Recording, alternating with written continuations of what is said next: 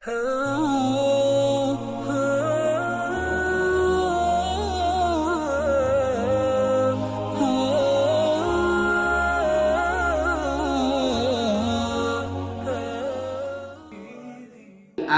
mati di lumbung padi.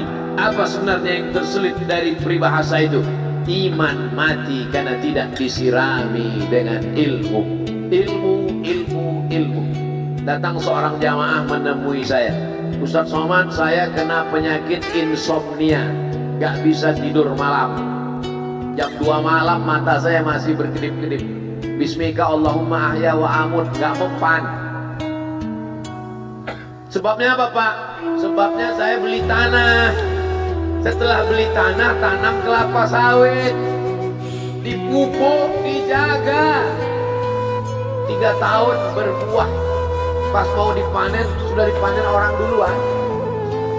Ternyata tanahnya bermasalah, dibawa ke pengadilan, dia yang menang. Akhirnya sampai jam 2 malam gak bisa tidur.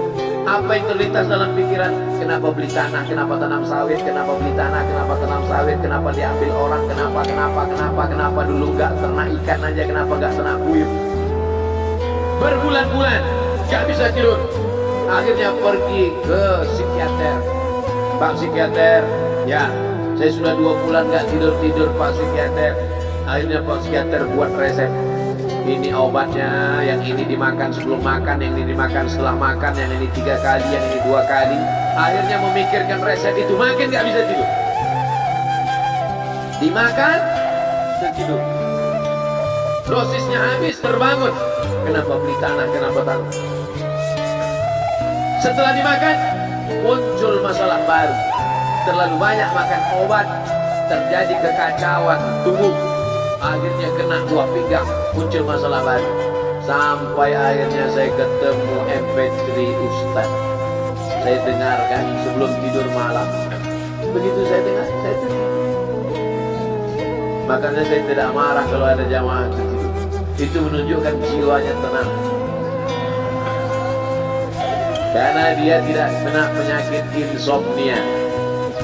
Orang Amerika, orang Eropa, mobilnya mewah, apartemennya cantik, rumahnya megah, duitnya banyak, dolarnya berjibun, gak bisa tidur karena masalah hidup.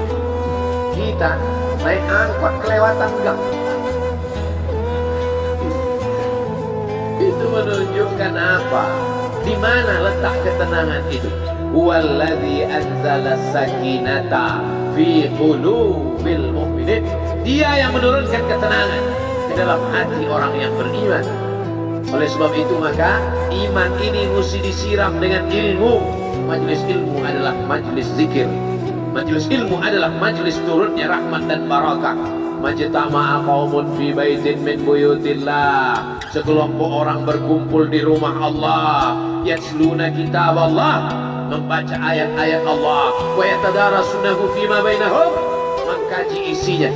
Nazalat alaihimus sakinah, turun ketenangan.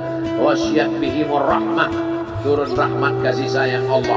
Hafat bihimul malaikah, dikelilingi oleh para malaikat. Wa dzakarahumullahu fi man indah, dibanggakan Allah Ta'ala dengan para malaikat. Tadi malam ketemu dengan murid dari Syekh Muhammad Yasin bin Isa Al-Fadani di Zawiyah Raudhah. Ketemu, cium tangan, barokah, zikir, sholawat, tenang jiwa. Lalu kemudian subuh ini ketemu dengan Abah Raud, ketemu dengan para penghafal Quran, ketemu dengan santri-santri, tenang jiwa.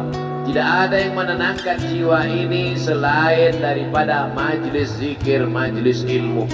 Betapa meruginya ayam-ayam mati di lumbung padi. Benih tidak disiram, mati. Benih yang disiram dengan majelis ilmu tumbuh, tapi tidak berbuah. Maka mesti disiram pakai pupuk buah. Datang konsultasi, ini kenapa tidak berbuah? Kenapa ini tidak berbuah? Karena ternyata dia mesti diamalkan. Sudah dapat ijazahnya, sudah talaqi, sudah halaqah, kenapa nggak berbuah? Belum diamalkan. Paksa-paksakan diri sebelum tidur malam, wudhu dulu, sholat witir, Paksa-paksakan diri bangun malam tahajud.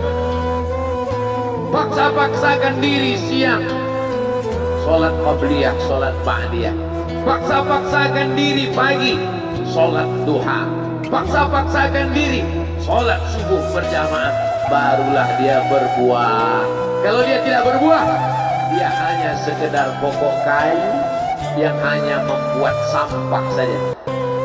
Tapi paling tidak tempat orang bernaung di bawah ketika panas. Tapi manfaatnya tidak sesuai karena yang ditunggu itu buahnya. Masa pohon kayu rindang besar tidak berbuah, sementara semangka yang kecil buahnya besar? Oleh sebab itu maka mesti berbuah. Benih disiram, berbatang, berputih, berbuah. Buahnya ranum, cantik dan indah. Begitu dibelah tak bisa dimakan. Kenapa? Ulat semua isinya. Oleh sebab itu mesti dijaga. Benihnya disiram. Apa yang bisa menjaga ini? Diprotek dia. Kenapa apel tidak dimakan ulat? Bukan karena ulat tidak sanggup beli apel, tapi karena disemprot pestisida. Ulat tahu ini ada pestisidanya, maka dia tidak makan. Kita nggak tahu, dimakan. Ikan asin tidak dikerubungi lalat. Tidak ada satupun lalat yang hinggap di ikan asin. Kenapa? Karena lalat tahu ikan asinnya pakai formalin. Manusia nggak tahu. Pintar mana manusia dari lalat? Jangan jawab. Akhirnya orang makan, menumpuklah pestisida dan formalin dalam darah.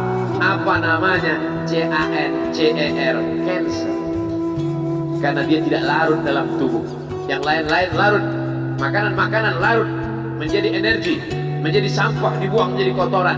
Sama seperti daun, kalau jatuh ke tanah larut menjadi pupuk. Tapi plastik tidak larut, maka plastik sampah bertebaran. Oleh sebab itu maka ini mesti dijaga. Apa yang bisa menjaga buah apel supaya tidak berulat? Jagalah dia dengan ikhlas. Kamu kenapa nggak ke masjid? Saya kalau ke masjid riya, maka saya nggak ke masjid biar ikhlas.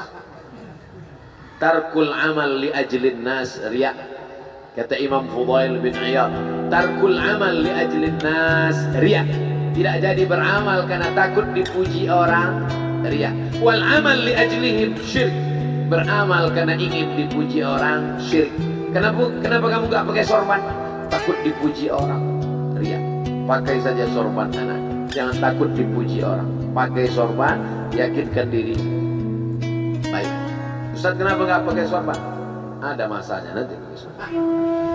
Tarkul amal li ajlin nas riya. Tapi beramal, tapi saya nggak tahan Pak Ustaz, dipuji orang. Luruskan, karena pujian pasti akan selalu datang. La'atiyannahum min baini aydihim wa min khalfihim wa an aymanihim wa an syama'ilihim. Datang dari depan, dari belakang, dari kanan, dari kiri, dari dalam. Alladzi yuwaswisu fi sudur. Dari dalam, dari depan, dari belakang, dari kanan, dari kiri, dari dalam. Dari dua aspek, minal jinnati wan nas. Dari yang zahir, dari yang batin berdatangan dia. La ughwiyannahum, aku akan goda anak cucu Adam. Sampai kapan? Madaman arwahuhum fi ajsadihim. Selama roh masih bersemayam dalam jasad, selama masih hidup, dia terus menggoda. Kapan kita berhenti dari godaan ini? Nanti setelah terbaring, terbujur kaku, bahkan sampai mau sakaratul maut pun dia tetap menggoda. Itulah makanya orang berzikir tidak bisa digoda waktu sakaratul maut. Kenapa? Karena la ilaha illallah akan terngiang di telinganya. Subhanallah walhamdulillah wa la ilaha illallah wallahu akbar. Subhanallah walhamdulillah wa la ilaha illallah wallahu akbar. Kalau itu diucapkan sekali, 10 kali, 100 kali, 1000 kali, terngiang dia di telinga kita. Bahkan ketika kita mau tidur malam pun terngiang dia. Bahkan ketika kita mengigau di tengah malam pun itu yang terngiang. maka saat mau sakaratul maut pun itu juga yang akan datang. Apa yang kau ucapkan, apa yang kau dengar, apa yang kau pikirkan, apa yang kau renungkan, itu yang akan datang waktu sakaratul maut. Seorang bapak sudah divonis dokter, panggil istrinya, panggil anaknya, bawa ini ke rumah, nunggu malaikat maut datang. Sudah gak ada obat, bapak sudah koma, gak sadar-sadar di rumah sakit. Kalau tetap dipertahankan di ruang ICU, hanya menghabiskan uang saja. Dokter kasihan dengan keluarga, bawa ini pulang, karena kalau dibawa pulang pasti mati. Begitu mau dibawa pulang, matanya terbuka, sadar dia, sadar. Ketemu sama saya tanya, apa yang membuat bapak sadar? Waktu saya sedang koma itu datang Abdul Somad. Terus apa kata Abdul Somad itu? Nanya, kapan tablik akbar? Akhirnya saya terbangun. Kapan tablik akbar? Saya terbangun, saya pulang ke rumah, saya kumpulkan panitia buat tablik akbar. Datang, saya heran, kok bisa saya yang datang waktu itu? Saya mencoba menganalisa, kenapa waktu dia koma itu saya datang. Saya tanya, Bapak kalau di rumah ada nonton YouTube? Ada. YouTube siapa? Abdul Somad. Dari rumah ke tempat kerja, dengar MP3 radio, enggak radio kosong, MP3, suara ya. Suara siapa? Ceramah Abdul Somad. Baru saya connect. Ternyata apa yang sering didengar, apa yang sering ditonton, apa yang sering dipikirkan, itulah yang akan datang ketika kita kok. Hati-hati yang suka sinetron Korea, hati-hati yang suka Bollywood, itu yang akan datang nanti.